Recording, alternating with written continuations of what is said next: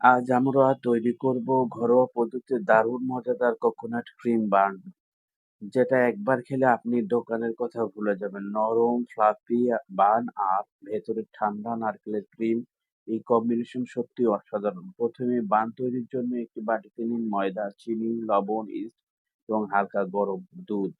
সব উপকরণ ভালোভাবে মিশিয়ে একটি সফট ডো তৈরি করুন। এরপর অল্প তেল দিয়ে ডোটা ৮ থেকে ১০ মিনিট ভালোভাবে রাখুন যাতে একটা নরম হয়। ডোটা ঢেকে দিন প্রায় ১ ঘন্টা, এতে এটা ফুলে ডাবল হয়ে যাবে। এই সময়ের মধ্যে আপনি তৈরি করে নেব আমরা তৈরি করে নেব কোকোনাট ক্রিম ফিলিং। একটি প্যানে নারকেলের কোরানো অংশ সঙ্গে দিন দুধ, চিনি ও একটি কনডেন্স মিল্ক। মাঝারি আঁচে নেড়ে রান্না করুন যতক্ষণ না মিশ্রণটা ঘন ও ক্রিমি হয়। শেষে সামান্য ভ্যানিলা এসেন্স দিয়ে সুগন্ধ আর বেড়ে যাবে। ফিলিংটা ঠান্ডা হতে দিন। একটা ফুলে ওঠা ডো থেকে ছোট ছোট বল তৈরি করুন। প্রতিটি বল হাতে নিয়ে একটু চ্যাপ্টা করে তার মধ্যে কোকোনাট ক্রিম ফিলিং দিয়ে সুন্দর করে মুড়িয়ে দিন যেন ভেতরে ক্রিম বের না হয়ে যায়। সব বান তৈরি হয়ে গেলে আবার ১৫ থেকে ২০ মিনিট রেখে দিন।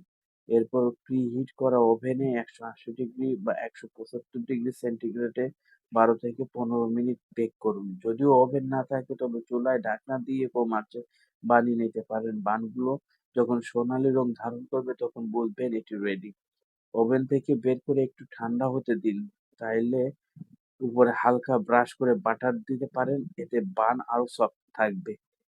এখন বানটি কেটে ভেতরে আবার একটু ফ্রেশ কোকোনাট ক্রিম দিয়ে পরিবেশন করুন।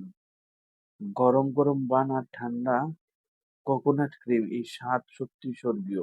শিশু থেকে বড় সবারই এটি প্রিয়, খুব পছন্দ করবে।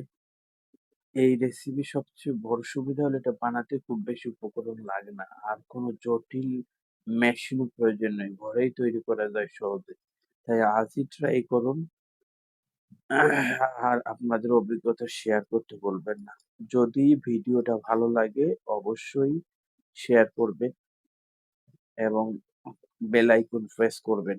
পরবর্তী ভিডিও পেতে আমাদের চ্যানেলের সাথেই থাকুন। এরকম নতুন নতুন রেসিপি পেতে অবশ্যই আমাকে ফলো করবেন। এই দেখুন, অ অনেক সুন্দর বার্ন হয়ে বেক হয়ে গেছে। এর উপর কিছু তিল, যদি হোয়াইট তিল দিয়ে দেন তাহলে আরো অ সুন্দর দেখাবে। এবং ভিতরটা দেখেন কত সুন্দর ক্রিমি তে ভরা, কোকোনাট ক্রিমি বান। এইজন্য এটার নাম হয়েছে এবং খেতেও অসম্ভব সুন্দর। না ট্রাই করলে বুঝতেই পারবেন না আসলেও কত সুন্দর এটি। সবাই ভালো থাকবেন। আল্লাহ হাফেজ।